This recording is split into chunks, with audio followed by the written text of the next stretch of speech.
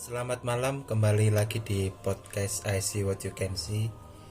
Pada episode ke-7 ini kita akan melanjutkan pembahasan tentang indigo bersama narasumber kita, Mas Rendra.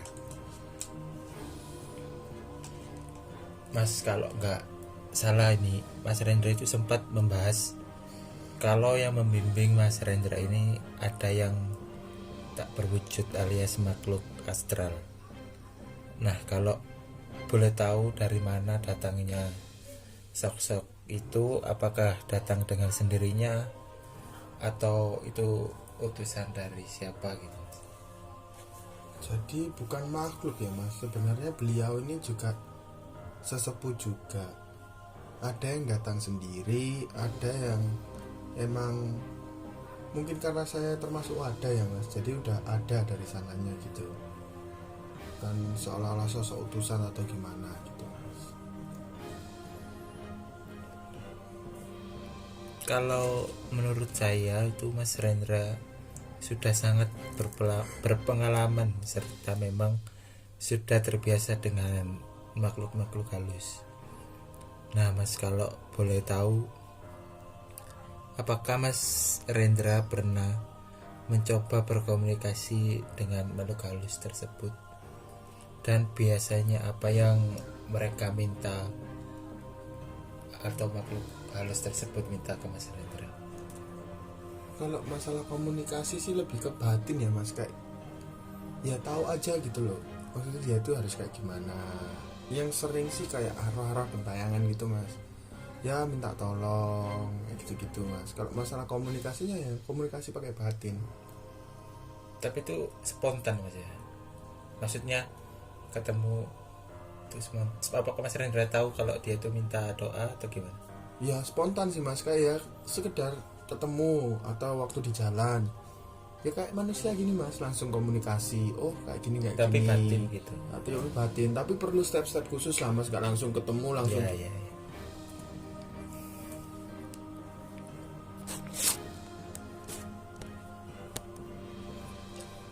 Jika Mas Rendra itu pengen berbuat usil itu bisa gak sih Mas? Misalnya nih jahilin teman dengan cara ngasih tahu kalau di kamarnya itu ada hantu, dan Mas Rendra berkomunikasi dengan hantu tersebut dan menyuruh hantu tersebut menampakkan diri ke depan teman-teman Mas Rendra. Kalau usil sih ya namanya manusia ya mas, pasti pernah. Kalau masalah nyuruh hantu itu untuk menampakkan diri ke temen itu agak susah sih mas, karena itu butuh energi yang agak kuat.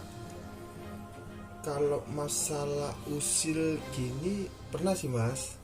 Jadi teman saya ini punya apartemen, dia tinggal di apartemen sendirian gitu. Dan kebetulan tuh di pojok lorong apartemen tuh ada Mbak Kuntinya. Ya singkat cerita, intinya si anak ini tengil lah mas. Nah terus aku ngobrol nih sama Mbak Kunti, mau nggak Mbak pindah ke apartemen teman saya, intinya kayak gitu. Nah, dari situ Mbak Kuntinya mau, saya pindahin tuh mas dari ujung lorong ke apartemennya teman saya. Nah dari situ ya namanya makhluk kayak gitu ya mas ya, jadi mereka kadang itu menunjukkan eksistensinya. Ya selain niatanku kan emang jahil ya mas ya, jadi waktu di apartemen tuh teman saya itu nggak percaya mas awalnya ada hantu-hantu kayak gitu, sumbar lah, Tengil gitu ya sumbar intinya ya gitulah mas. Akhirnya sampai sekarang dia tuh nggak berani kalau di apartemen sendirian, suruh teman-teman tidur sana. Bahkan ya mas, waktu di apartemen bertiga itu lampu mati sering, terus keran air tuh sering ini mas, keran airnya sering nyala-nyala sendiri gitu, terus piring-piring gelas-gelas itu jalan-jalan sendiri, jalan kayak gerak-gerak gitu loh mas. Iya. Yang lebih parah tuh waktu temen saya ini kan ke bawah lah, di apartemen tuh ada temennya gitu, si temennya ini mas, lampunya dimatiin sampai kayak gitu mas, bau melati kayak gitu-gitu.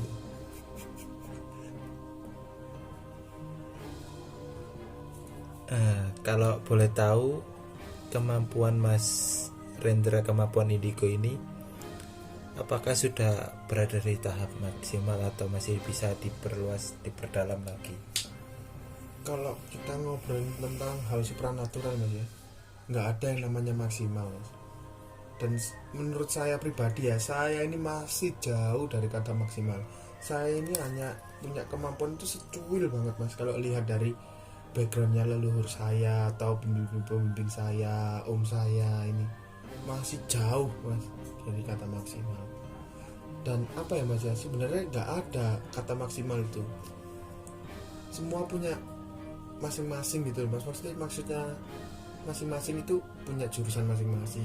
Intinya beliau itu spesialis apa, dan biasanya beliau itu kayak gimana dalam artian tuh beliau tuh ahli dalam apa gitu mas. Jadi kayak gitu. Berarti apakah kemampuan indigo secara umum ini diberikan oleh Tuhan itu sepaket mas? Misalnya melihat masa depan, melihat hantu, meramal dan lain-lain, atau diberikannya itu satu-satu, melihat masa depan, melihat hantu, dan kita itu mendalaminya satu-satu itu. Jadi gini mas, kalau masalah spesialis ini emang sebenarnya sih mas, indigo itu ada yang sepaket, cuma ada yang lebih menjurus.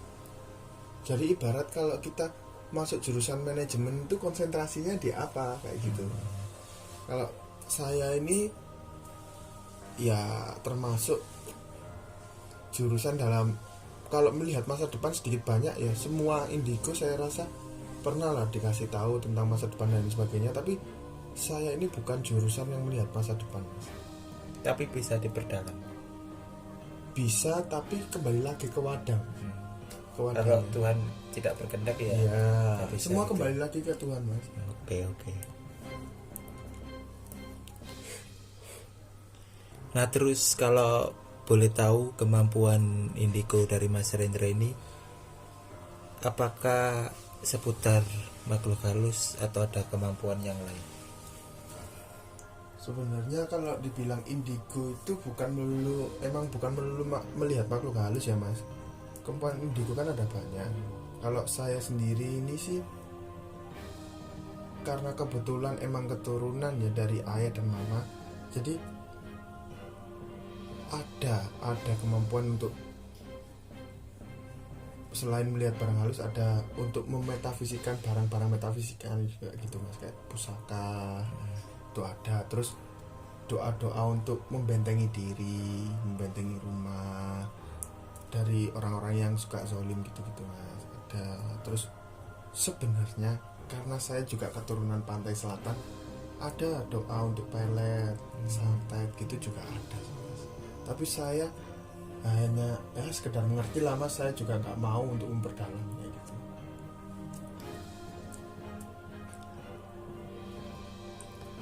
Kalau boleh tahu, kira-kira banyak gak sih orang yang datang ke Mas Rendra terus minta tolong ke Mas Rendra dalam hal mistis atau dalam hal supranatural untuk Mas Rendra tolong gitu? Banyak mas, dan itu juga nggak dari sekitar aja, bahkan sampai ada yang dari luar kota, luar pulau juga ada mas.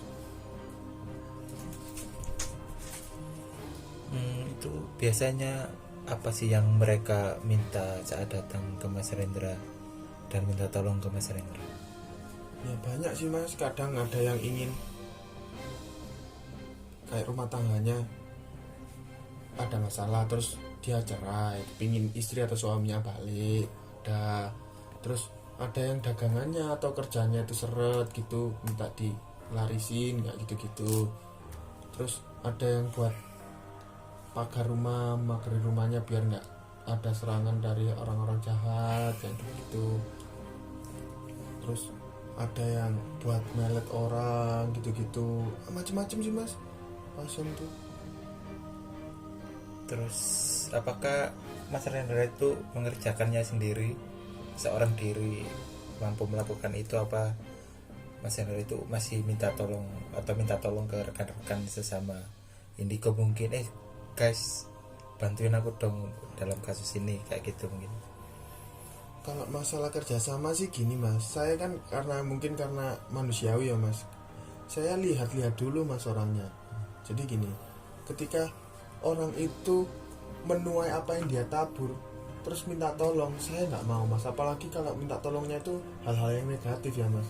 Tapi kalau misalnya bersifat menyangkut nyawa, misalnya gini, ada juga mas yang korban kena santet, itu saya utamakan mas, karena itu udah menyangkut nyawa dan si korban ini kan tanggung jawabnya juga banyak, ada anak, suami kayak gitu. Itu yang saya dulukan. Dan kebetulan kalau misalnya terlalu berat, saya menangani pasien ini sama mama gitu mas. Dan kebetulan juga mungkin karena saya ini wadah dari keturunan, jadi leluhur saya ini juga ikut bantu mas, dan teman-teman saya ini juga ikut bantu. Karena kan waktu saya doa ini, saya juga minta tolong kepada leluhur saya untuk ikut bantu doa gitu. Apakah pendamping Mas Rendra itu juga ikut membantu dalam kasus-kasus yang Mas Rendra tangani? Kalau sejauh ini ya mas, leluhur saya ini selalu menaungi saya. Jadi entah dalam hal apapun ya mas, leluhur saya ini seolah-olah kayak selalu membantu doa gitu mas. Apalagi kalau saya lagi membantu orang-orang yang susah gitu, kayak misalnya kena santet tadi ya, beliau ini selalu menaungi saya, ikut bantu doa, terus ya intinya selalu mendampingi saya lah mas, kayak gitu. Beliau tersebut langsung datang ke Mas Rendra atau Mas Rendra berdoa dulu memohon bantuan atau petunjuk beliau? Jadi gini mas, prosesinya itu kan setiap kali kalau ada orang minta tolong gitu, saya berdoa dulu mas, minta yang kuasa ini. Intinya saya ini berdoa kepada yang maha kuasa, saya ini kan cuma perantara mas. Ketika saya berdoa ini, beliau itu selalu ada di samping saya, juga ikut berdoa gitu, bantu doa. Dan teman-teman saya juga ada sih mas yang juga ikut bantu doa. Jadi bukan minta tolong ke indigo yang lainnya ya mas ya, karena sifat indigo ini kan masih skeptis gitu mas. Jadi saya ini benar-benar tertutup masalah kayak gini. Bahkan orang-orang di daerah perumahan saya ini cuma tahu nama saya, nggak tahu saya ini yang kayak gimana, backgroundnya maksudnya orangnya yang mana sih, cuma tahu namanya aja gitu. Jadi saya benar-benar tertutup. Jadi ya masalah kalau membantu selama ini ya saya. Berarti Mas Rendra itu sudah klop ya sama leluhur Mas Rendra itu. Leluhur Mas Rendra itu tahu, beliau itu tahu kalau Mas Rendra itu anak cucunya gitu. Iya bisa dibilang kayak gitu mas. Dan kadang ya nggak tahu kenapa mas ya, setiap kali saya ada masalah itu selalu leluhur saya itu datang gitu mas.